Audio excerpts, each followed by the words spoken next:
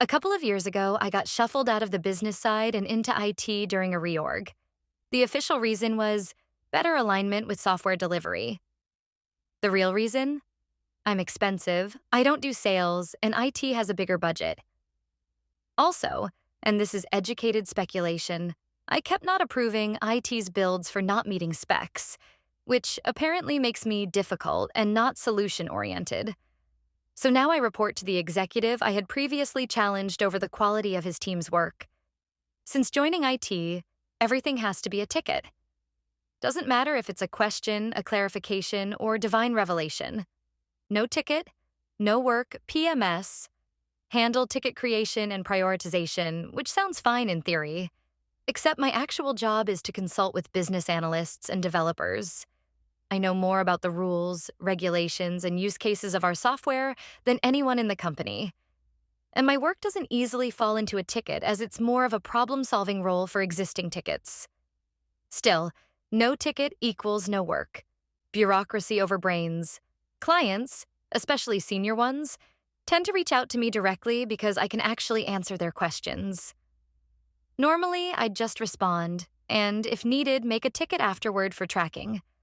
But management didn't like that. After one particularly spirited discussion over delays to close low-priority tickets in lieu of responding to high-priority client emails, my boss told me to stop responding to client emails altogether.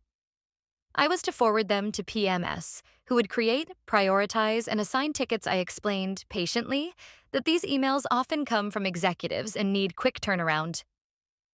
Boss's response: follow the process or we won't know how overworked you are. Okay then. Boss, let's follow the process.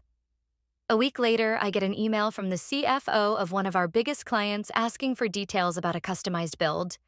Normally, I'd get an estimate out in a couple of hours.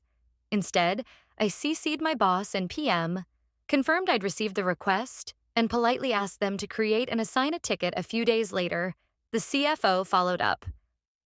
We need this by Friday. I replied again, seeing everyone, apologizing for the delay and asking that the assigned resource take note of the urgency, knowing full well no one had assigned the ticket. Behind the scenes, I had already done the estimate and informed the client what was happening. Spoiler, nothing. Suddenly, my boss is frantically pinging me. Why haven't you gotten back to the CFO? I calmly reminded him that 1. He told me to only work on assigned tickets. 2. He was CC'd on every email. 3. He'd have to ask the PM for a status update.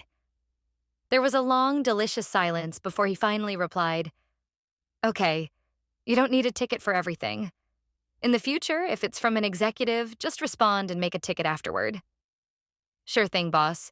Glad we cleared that up. I sent the estimate, everyone was happy, and peace was restored. And better yet, management now puts results over process. Well, the first part anyway. But peace and results? Well, that's a malicious compliance story for another day.